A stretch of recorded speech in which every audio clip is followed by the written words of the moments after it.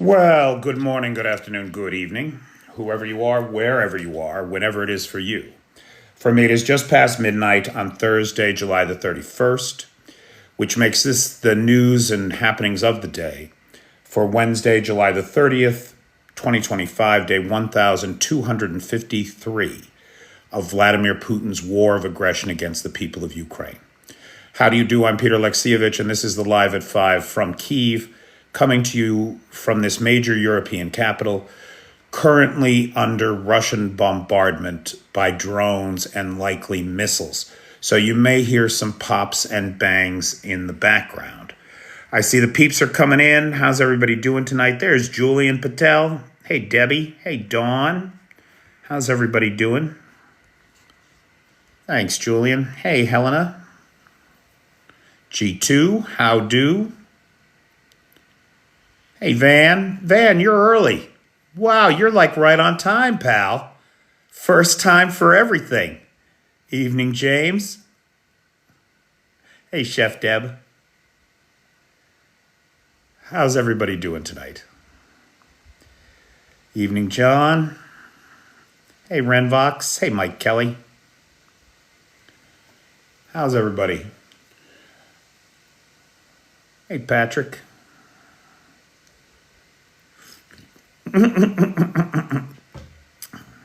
Yeah, well, then why are you never on time, huh? Huh? Hey, Wes. Hey, Gary. Tim, how you doing? Tony. Our buddy Anthony. And is Anthony Tommy Tom here yet? I didn't see him come in.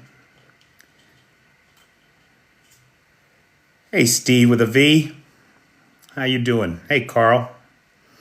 I'm doing well, thanks, Carl. Doing just fine. You know, my buddy Serge, stop it with that nonsense. My buddy Serge does these improv classes, and I actually went to his class tonight, and I'll tell you, it's good. It's good to stretch those muscles. Hey, Lil Red. There's Lars. There's our buddy Lars, who has the Discord server. Everybody say thank you to Lars. And our sponsors for tonight, if you see Jerry O or Pingu around, Pingu and Jerry O are our live sponsors this evening. So thank them for us. Now, it looks like tonight is going to be a big night in terms of missile and drone strikes. Last night was not a big night. We saw 78 drones come in. The Ukrainians took out about 2/3 of them. But here's the caveat with last night's attack. Even though it was only 78 drones, at least 8 of them were of the Garon 2 variety. Now, those Garon 2s, they're jet propelled. They've got an average flight speed of 600 kilometers an hour. That's 3 times the speed of the average Shahed. Now, they are a Shahed knockoff, right? They use the same Shahed body, the same nose cone and warhead, about 90 kilograms, 200 pounds of TNT equivalent. They can be fitted with fragmentation devices. They can be fitted with chemical devices, just like the Shaheds. The big difference is that jet engine. And traveling at 600 miles an hour means the air defense assets that can be used to take them out are fewer. So the IRIS-T, the SAMP-T, those kinds of air defense systems have to come into play for these jet-powered drones. So even though tonight, right, from the sound of things, it's going to be, it's going to be a 300 plus kind of night. It's what it sounds like right now. It may not be as deadly a night as some of these small attacks that we've seen of late.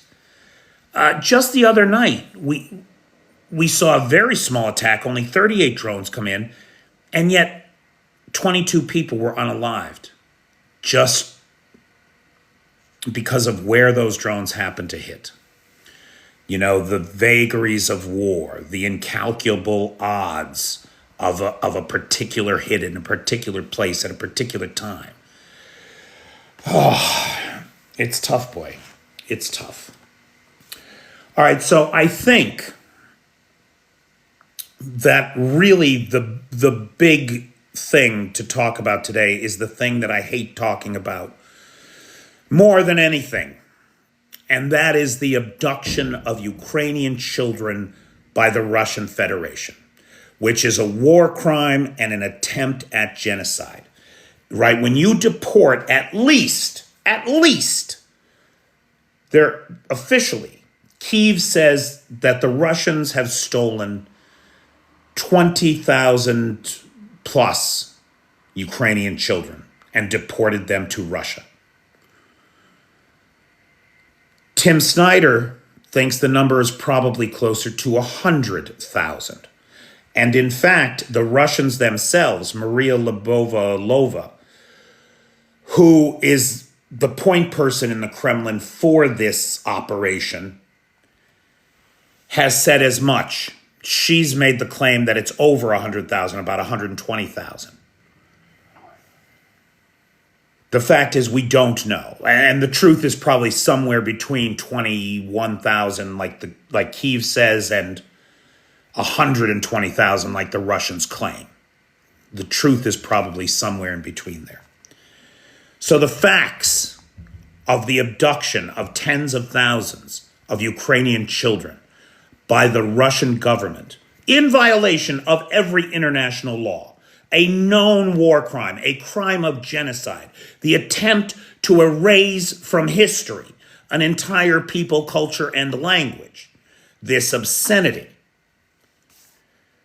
The facts of the abduction of tens of thousands of Ukrainian children by the Russian government in the temporarily occupied territories is in dispute by no one paying attention. In fact, the Kremlin and Maria Lvova have freely admitted to it in interviews and in press briefings. But for the Ukrainians, the challenge is to identify these abducted children that were taken from their homes, where they are, and how to get them back. We've seen very small-scaled efforts from the UAE, and we see, 9 kids come back, 8 kids come back, 12 kids come back, out of tens of thousands. Now, I don't know this to be true, but the word is that those few children are children of privilege. They have families who can pay ransoms and get them back. So they either have political connections or they have money. It appears to be who's coming back in these tiny little returns, through all brokered by the UAE, the United Arab Emirates. Well, today, the main intelligence directorate of Ukraine, the GUR, or HUR, depending on who's doing the translating, announced that among the 100 terabytes of data that it hacked from the Crimean government are thousands of lists of stolen children. Thousands of lists. The statement from the GUR said that the data contained documents confirming the forced displacement of children from the temporarily occupied territories of Kherson, Zaporizhia, Donetsk, and Luhansk regions in Ukraine. It went on to state that GUR specialists have, quote, gained access to several thousand lists of deported children, details of children without legal guardians for whom Russia illegally appointed replacement Russian custodians, including addresses of new residences where abducted Ukrainian children were resettled. Hey, Truthful. Hey, Ben Tilley. Hey, Dawn. The heart, for anybody who's a parent, this is the worst nightmare you could face. The idea that somebody has taken your child and they're telling them that they're not American, right? They're Russian. They're not Ukrainian, they're Russian. That there are no Ukrainians. There is no such place as Ukraine. That Ukraine, right? They're telling these children there's lots of reporting on this, very difficult to confirm. But there's lots of reporting that indicates that in these re-education camps, one of the things that they're telling the children is that their families are all dead and that Ukraine has surrendered, that the war is over, Ukraine has fallen, it's all Russia now, and so are you. This is a psychological abuse. It is a war crime. It is a crime of genocide. Can you imagine what kind of a person uses other people's children as pawns and chips in a game for their own entitlement? It's appalling. And we've talked about this before, and I hate even talking about it because it is so obscene. But we have to look this evil in the face, because you and I both know that only the most fortunate among these children are being sent to re-education camps and then being adopted by Russian families. Only the luckiest. You can imagine the fate that awaits the unluckiest among these innocents. Just when you thought, so the Ukrainians have recovered all this data, and hopefully it will give them what they need to get some of these children home. That's our fondest wish for the outcome of that operation. In the Le Mans direction, just when you thought the Russians couldn't do anything more stupid, more pathetic, or more injurious to their own men, the lack of supply lines and the failure of Russian logistics are leading Russian commanders to send their men on 15 kilometers, about 10 miles, to the contact line. And since you guys are going that way anyway, here's a mortar. I want you to take it to that mortar company up over the hill there, about 2 kilometers down on your left. They're sending these guys carrying mortars one at a time because they don't have any other way to get them to the mortar companies. Now, each guy can carry one mortar at a time. So what they're also doing is they're making these vests that you can put a tank mine in on the front, and you can put another tank mine in on the back. So they're sending their guys, get this, they're sending their guys on foot, wearing explosives, carrying explosives to a frontline contact zone that's swarming with drones and where 80% of the casualties are from drones. They are turning their own men into suicide bombs. One guy wearing one of these vests gets hit with a drone. Not only does the drone detonate, the 2 landmines detonate, and they detonate the landmine suicide vests of anybody within 10 meters. And you can have chain reactions that way through the guys. It's insane. It's absolutely insane. And this is one of the reasons why right now in the subverse direction, the casualty ratio for every Ukrainian lost, the Russians are thought to be losing 66 men. 1 to 66 is the mortality rate. In the subverse direction, watch that subverse direction. Everybody's under so much pressure there. I do rather suspect that might be a place where we could see a limited frontline collapse at some point in the next couple months on the Russian side, right? Now, look, the Ukrainians don't have the men, I don't think, to exploit such a gap, but it could be kind of the first domino to fall in that frontline deadlock that we're in right now. Russian newspapers today were full of stories about Donald Trump and how Russia couldn't give a damn about Trump's 10-day deadline. Couldn't give a damn. That's a quote from Kommersant. The opinion piece read, "I couldn't give a damn about Trump's deadline."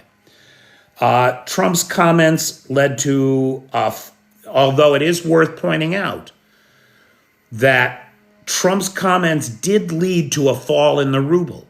The ruble is trading at its lowest rate against the dollar since May 12th. Now, that's still well above those low levels that we saw over the winter, where it was, up over 100 rubles to the dollar. Right now, it's about 82 and a decimal. So but it did hurt the ruble. Just the comments of 10 days sent fear both into the Russian stock market, which fell substantially, and into the value of the ruble. Komsomolskaya Pravda. This was interesting. So Komsomolskaya Pravda, Russian newspaper, asked a clinical psychologist what the physical office space of a world leader says about their personality. And they showed the guy pictures of Trump's Oval Office. And this is what he said about Trump. This was the Russian clinical psychologist's impressions of Trump based on all the new gilding in the White House.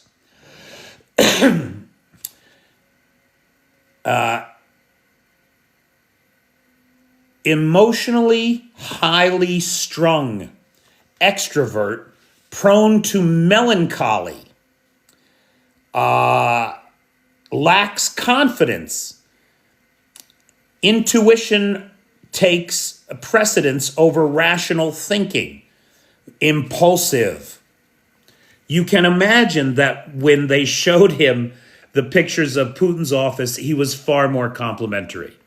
Oh, yes, he was. Yes, he was. He's not going out a window anytime soon. Now, one of the things I have not really talked about, but many of you may have seen, is that, frankly, there is the cottage industry in Russia right now of unscrupulous women marrying military-age men and then sending them to the SMO to collect their death benefits. This is a cottage industry. There are videos on how to find these men and marry them. This is a real thing. Like you can find this stuff on Telegram. One woman has a channel. She's done it successfully now 3 times. She has married, sent to the SMO, and collected the death benefits of not 1 or 2, but now 3 husbands. And it appears that the Russian government is catching on. So a woman who worked for the recruitment office in Bryansk region. Ooh, you hear that? That does not sound good. Okay. So worked for the regional recruitment office in Bryansk. Married a man who left the very next day. They were married for 24 hours before he had to go to the SMO. She collected 14 million rubles. Oh, I'm sorry. I didn't do I don't know how much that is in dollars right now. Does anybody have a web browser open? Can they convert 14 million rubles to dollars, please? So she collected $14 million in death benefits from this guy. Though somehow the state prosecutor's office lodged a complaint against her and brought her to court, where she was found to be a fraudster, declared the marriage a scam. $172,000, says Roy Daniels. She's got to pay it back. The Bryansk court annulled her marriage and has said that she is responsible for returning the 14 million rubles that she got falsely as the widow, and that she was not entitled to it. Now, if the Russians, who very often don't pay these benefits at all when it's inconvenient for them to do so, are going to this kind of trouble to annul these marriages to avoid paying these penalties or these benefits, you know things are bad. You know things are bad. Pardon me. Okay. Now some tragic news from here in Ukraine. A Russian missile strike hit a Ukrainian training camp last night. Again, not a big attack last night, but very deadly. The missile hit a Ukrainian training camp, killing at least 3 and injuring another 18. It is not unlikely that that number will grow as some of those 18 are likely to succumb to their injuries. Last night, or early this morning, we had a massive earthquake. Here, perfect timing, Nunya. What do you think about the tsunami wiping out Russian subs? Well, we don't know that it did that, right? At least I don't know that. What we do know, or what I know at this time, because this is really very breaking news, there was an 8.8 on the Richter scale earthquake just off the coast of Kamchatka. That's the peninsula on the Sea of Japan in the far, far east of Russia, right? 9 time zones away from where I am here. The next biggest, or the only biggest earthquake in recent memory, bigger than this one, was the 9.2 that caused the tsunami that took out the Fukushima nuclear power plant back in 2011, right? Now, this earthquake was right off the coast of Kamchatka. I mean, like on the continental shelf, not even, it didn't appear to be even off in deep water. It generated a tsunami that was reported in a small town in Kamchatka to generate a tsunami 12 meters high. That's almost 13 feet, I think, or it is 13 feet. According to Tetragami, so why this is of importance to those of us who are watching the Ukraine conflict is because that Kamchatka Peninsula is home to Russia's Pacific submarine fleet. All the nuclear subs, all the diesel-powered subs in the Russian fleet, in the Russian Pacific fleet, are homed right there at the tip of the Kamchatka Peninsula. According to Tetragami on Twitter, or X, whatever, documentation on the site where the subs are housed says that the base can withstand tsunamis of 3 meters, or about 10 feet. Well, this tsunami was about 13 feet, about 4 meters.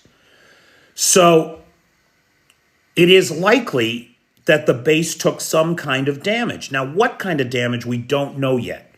That's what we're waiting for, Renvox, is the satellite pictures. We need the satellite pictures. Because for all we know, the sub commanders and their crews all got in their subs and went to sea to ride out the waves. That could have happened, right?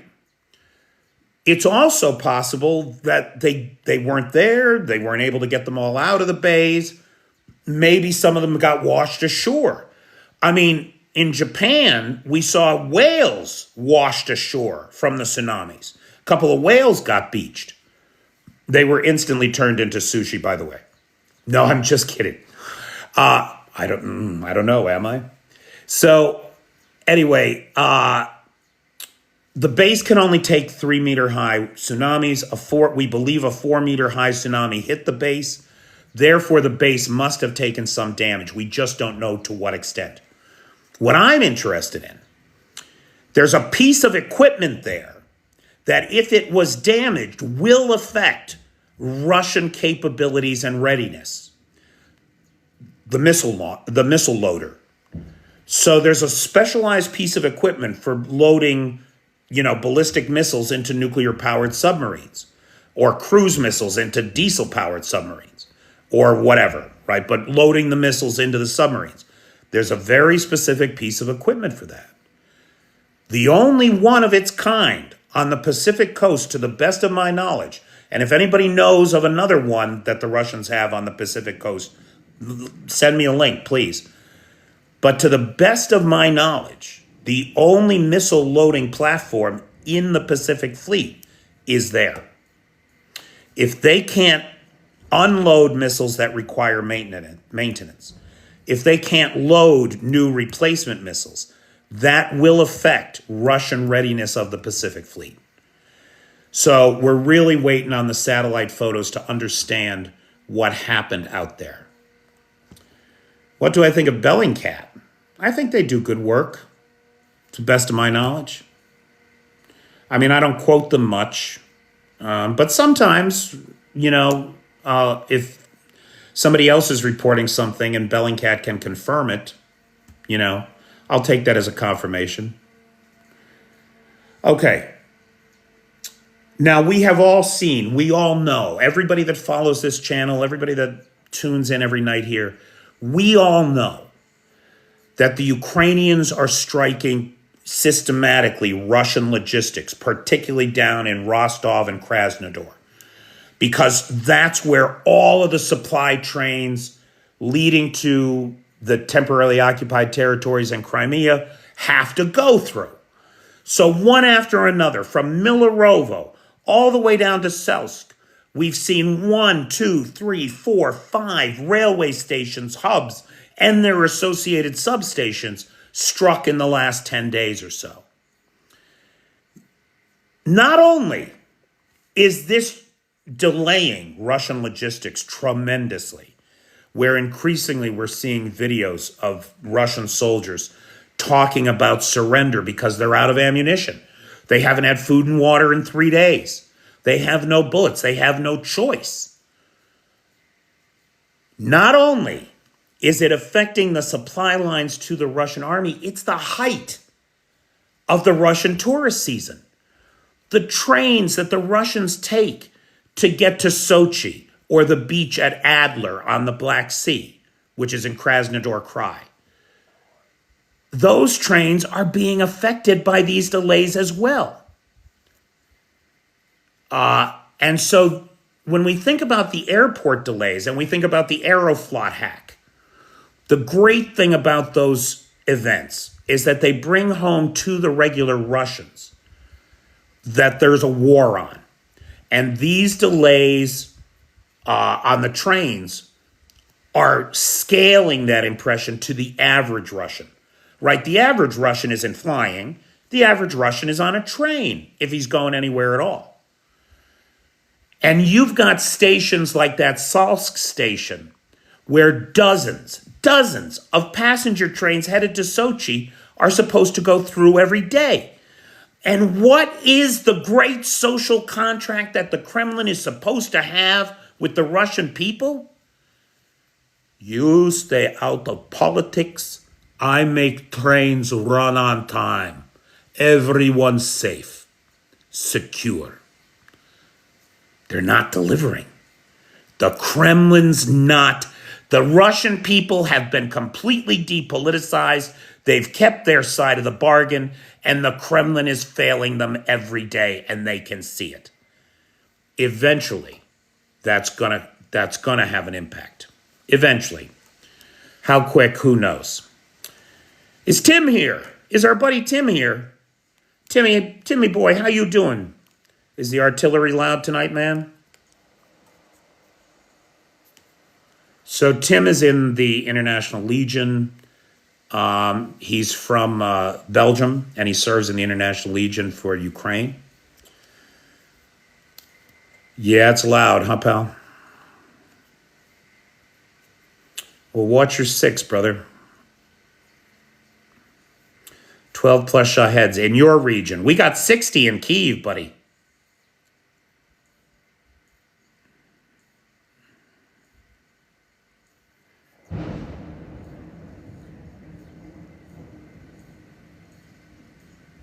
That was loud.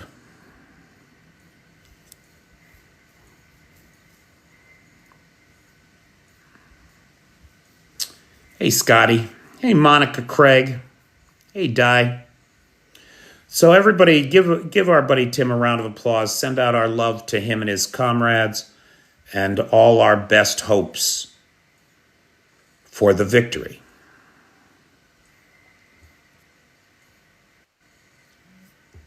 Hey, Big D. Nice to see you, buddy. Okay, what else is going on? Let's take a look at the front line. In Sumy, Ukraine is pushing forward. The Russians are in retreat around one small town there. If that town gets liberated, that'll be the 6th settlement liberated by the Ukrainians in the Sumy direction. In Seversk, there is some of the most intense fighting next to Pokrovsk. Seversk is where things are really intense. And then, of course, wherever Tim is, because Tim is intense. Yeah, I'm as safe as I need to be, Jax. Thank you. I know you mean well. Minor gains for Russians in Chasiv Yar, while Ukraine advanced in the northwest of Toretsk.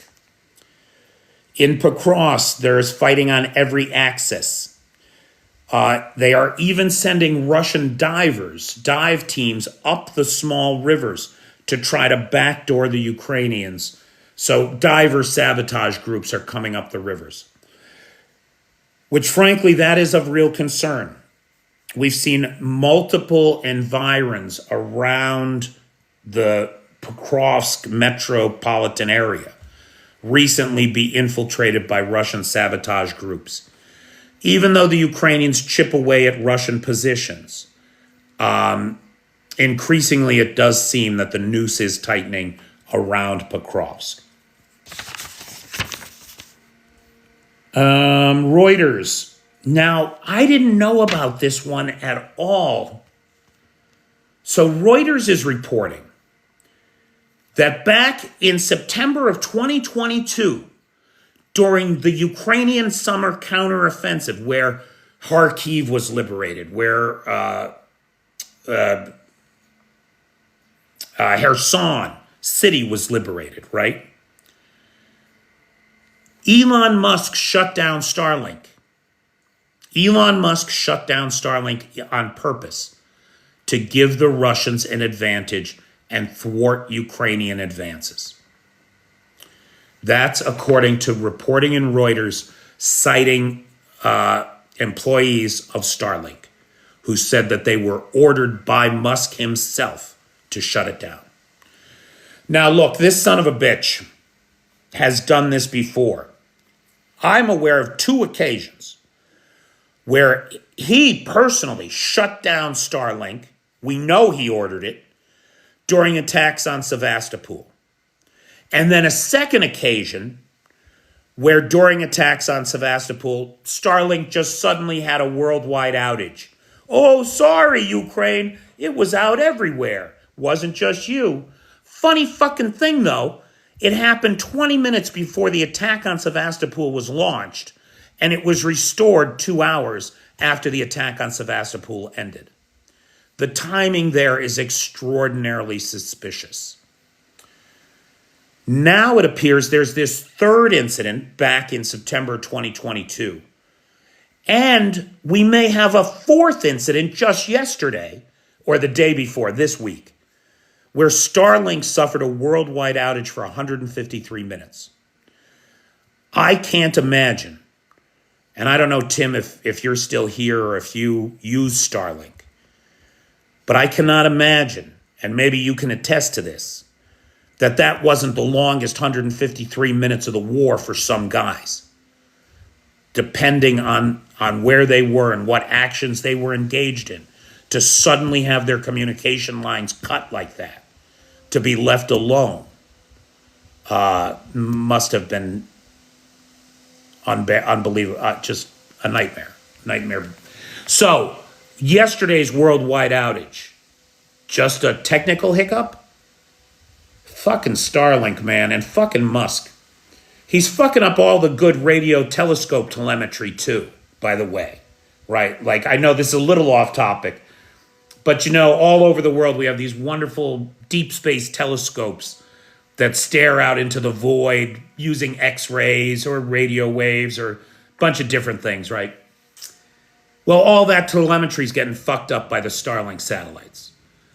The breakthrough discoveries that we expect to make from that science, we can't make because the images are all blurred when the fucking Starlink satellites go overhead. It's you can't. All right, anyway, sorry. Now, I thought this was very interesting, and then the flip side of this is very depressing. Should we do the good news first or the bad news? So the bad news is, I'll do the bad news first. It appears now that the German government has completely ruled out sending Taurus missiles to Ukraine.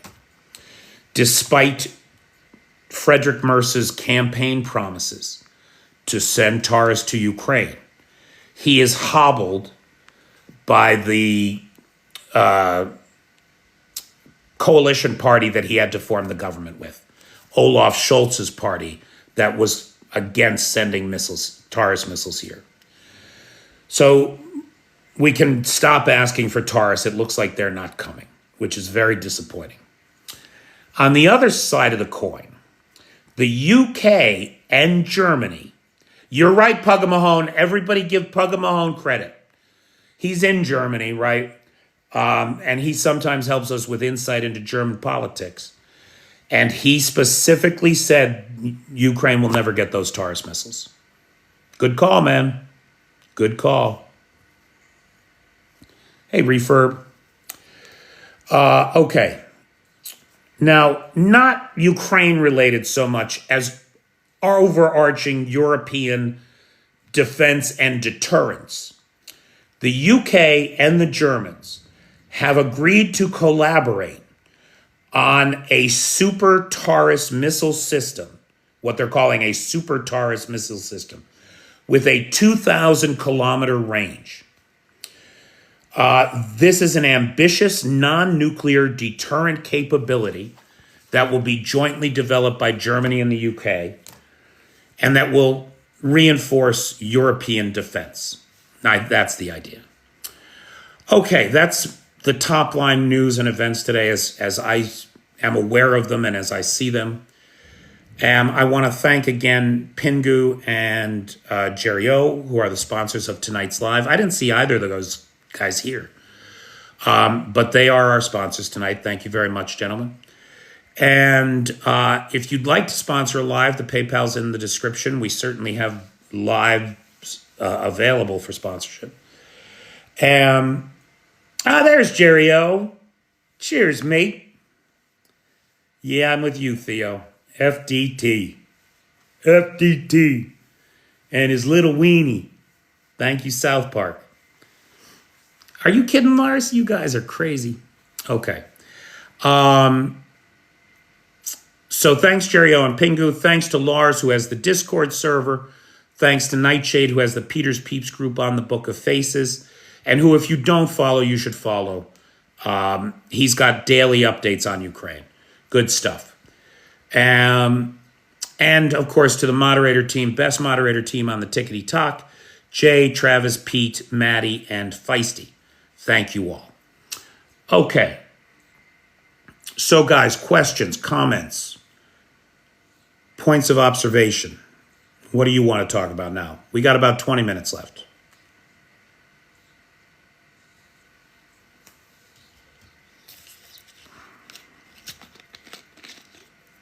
Anybody?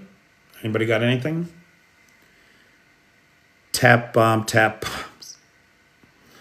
Somebody told me they bought a machine to tap. Like a little, you clip it on your phone and it just tap, tap, tap, tap, tap. It's ridiculous.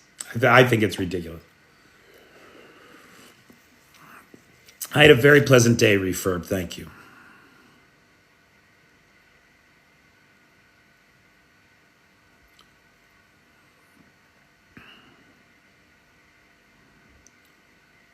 Are we bombing more into Russia? If by we you mean Ukraine, Ukraine is definitely bombing more in Russia, yes. How? I don't know. I can't tell what that is, Lars. I don't know what that's supposed to be. Will the tsunami affect the war in a certain way? Well, Michael, we don't know yet, right? Oh, the volcano. Oh, yeah, that's worth pointing out, Lars. You're right.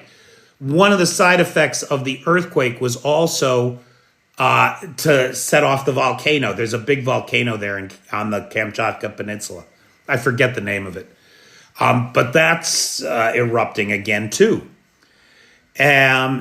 Which is going to be a problem for air traffic out that way, right? That's going to ground a lot of flights, too. So there's that. Yeah, there's big hits in Kyiv, all right, Helena. We can hear them. So the effect of the tsunami on the war, Michael, is very unclear right now because we don't know how much damage was done to the submarine base, if there was damage done to the submarine base. It's built to effectively hold its own against 3-meter high waves, about 10 feet. We believe that the area was struck, however, with 4-meter tsunamis, about 13 feet. That would indicate at least some flooding of the base and some damage. Now, were the subs there? Were they out at sea to ride the storm out? Were they tossed up onto the shore? We don't know. Here's the thing. Every event like that draws any resources away from the east or the west of Russia, where the war is, and out east, any of that's good for Ukraine. If engineering crews from Kursk have to be pulled to go out there, that's good for Ukraine. If, whatever, probably mostly engineering crews is who you'd need to take. So yeah, anything that diverts resources from the front is good for Ukraine. I don't think Ukraine has any interest in taking Russia, Scotty. That's not a thing, I don't think. But if anybody could, it would be Ukraine.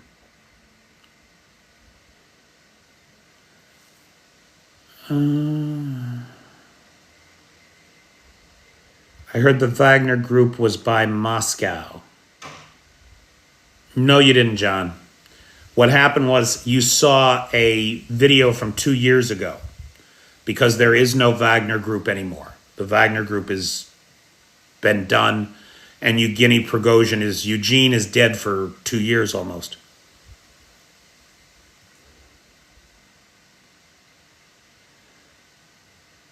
Common sense, that's what we're waiting for. We're waiting for satellite imagery.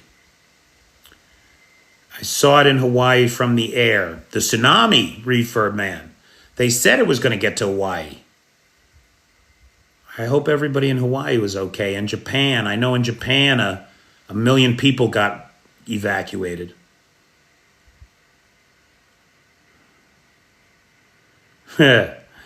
Well, hardly, when you have a tectonic subduction like that, which is what the cause of that earthquake was, right? Tectonic subduction. You often get aftershocks. And those aftershocks can be as strenuous as the original. So we'll see what happens. So Maggie May, yes, the Ukrainians are dropping caltrops, which are basically a spike with 4 sides. So it's kind of like, imagine a tripod with 1 spike here. And any side could be the tripod, right? It's rotationally symmetrical. So these caltrops were invented by the Romans. Just metal spikes, you throw them on the road, the horses step on them. It's bad for their hooves, right? You injure the horse. Now they're using them mostly to blow the tires on motorcycles. Yes, that's exactly what they're using them for. Yes, it is true that as I understand it, according to the claims made, and the Russians are famous for this. They don't buy software, they steal it. They use unlicensed copies of everything, right, that we create in the West.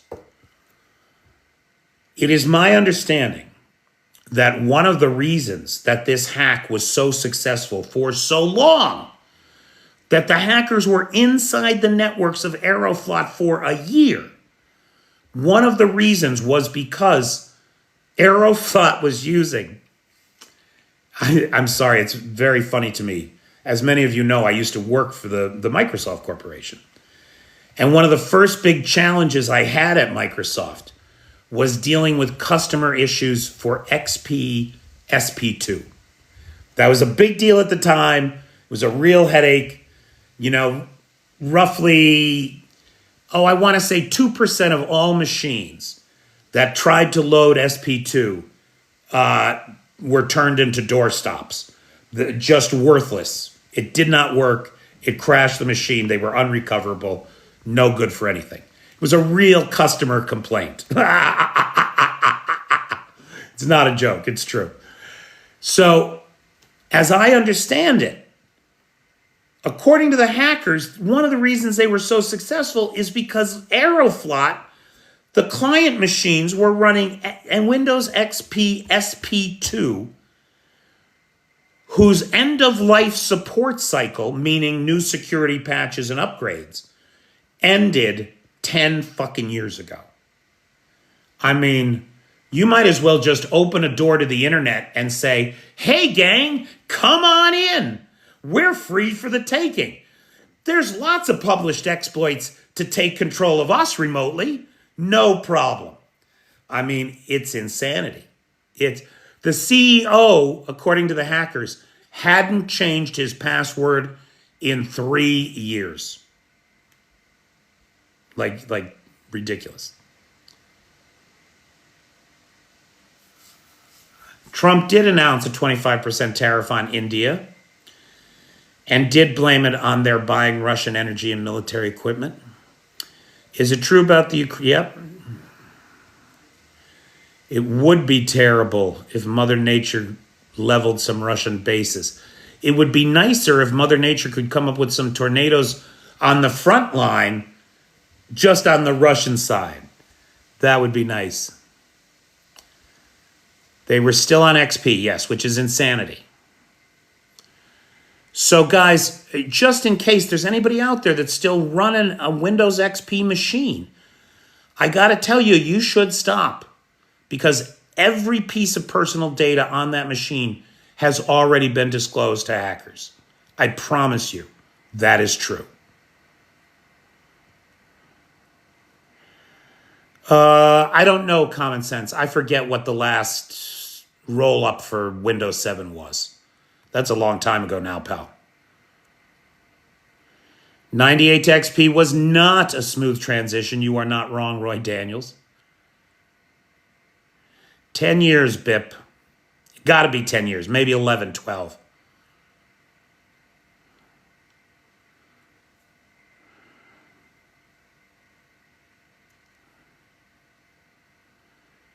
I don't think it'll be the CEO of Aeroflot that goes out the window, Ren Vox. It'll be the CIO, the Chief Information Officer.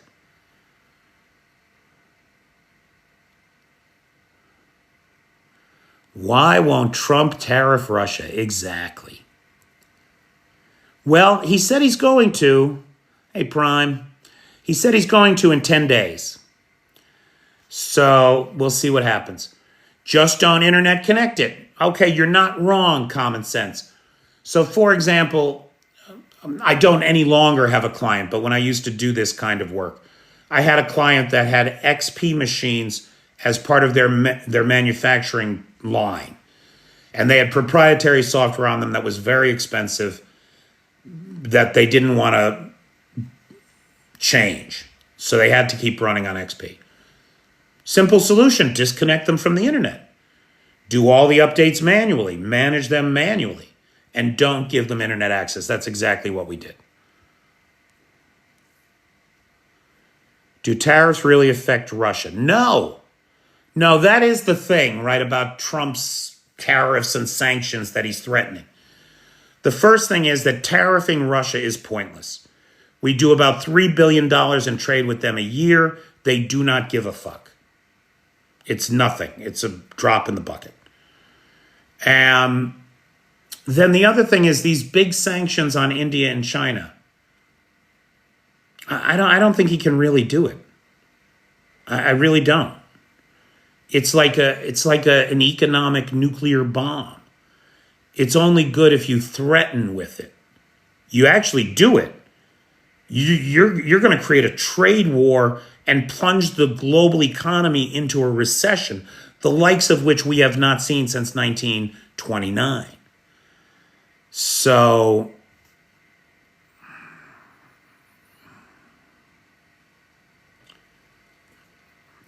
they are kind like everything with Taco, they're empty threats.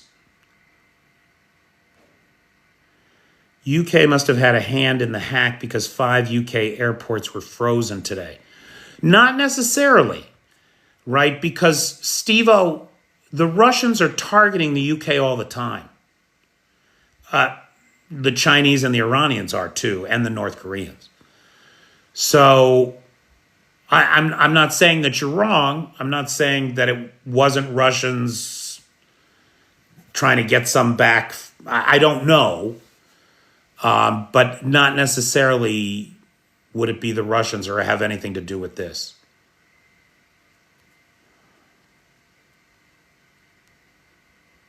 Any long-term hope for these stolen children? Ben, the damage being done to these children every day.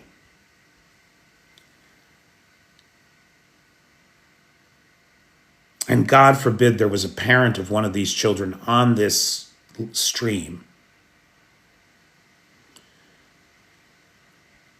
But even if there were, they'd already know that the longer it goes, the harder it's going to be. It's going to be hard.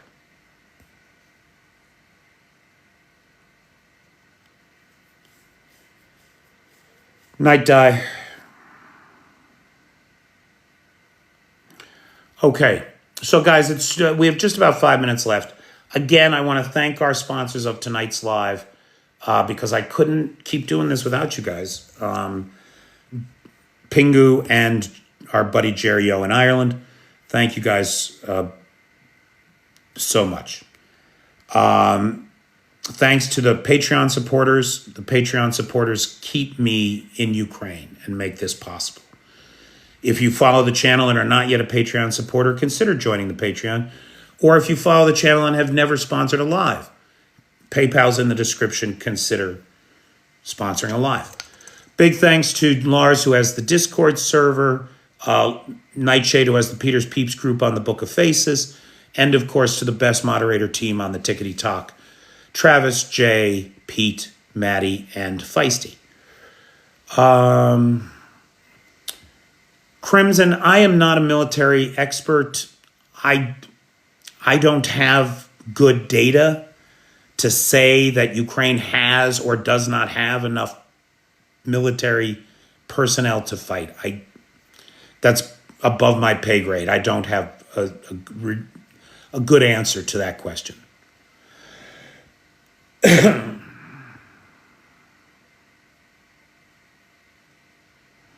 Thanks for tuning in, Carol. Thanks, Makel. Thanks, Crimson.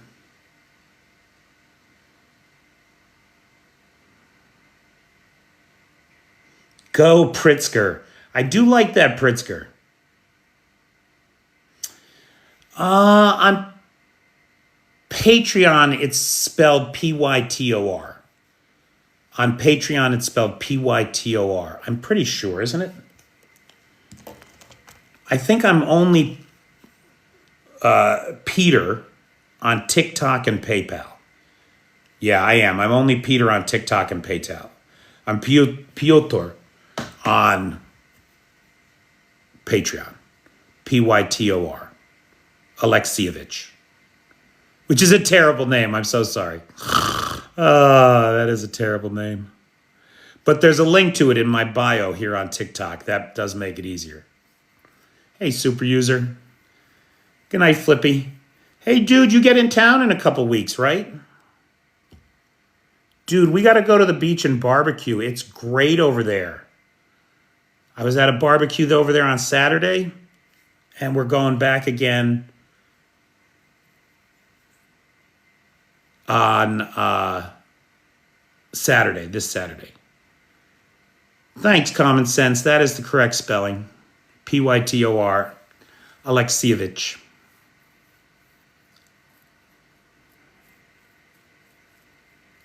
Hardly, if you're talking to me, that's just not true. Hey, G2, you're welcome. Right on. Hit me up when you're in Kyiv, brother. We'll have you over for barbecue on Saturday.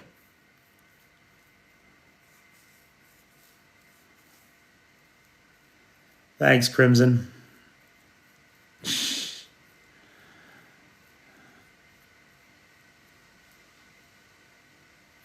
Dude, the beach over there is glorious.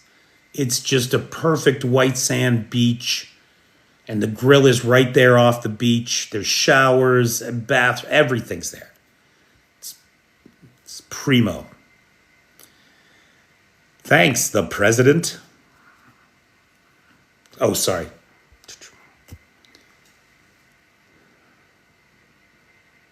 Thanks, Hardly. I appreciate your ongoing support. Crimean Beach Party, baby.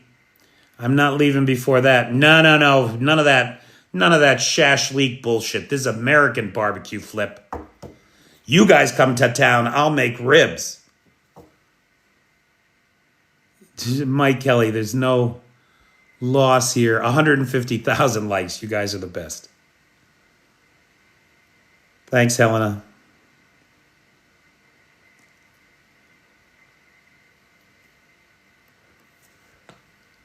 Oh, dude, my ribs, you'll love them. Refurb, you ever come to Kyiv, I'll make your ribs. Succulent, Roy. Succulent. And sweet. Sweet and spicy. Because I use honey and some hot stuff.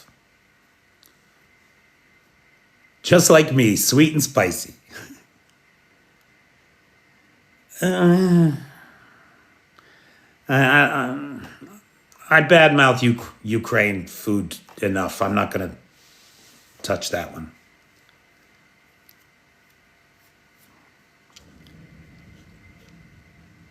Oh, man. Thanks, Arna.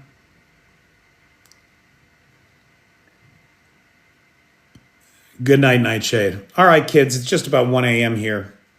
I'm going to call it a night.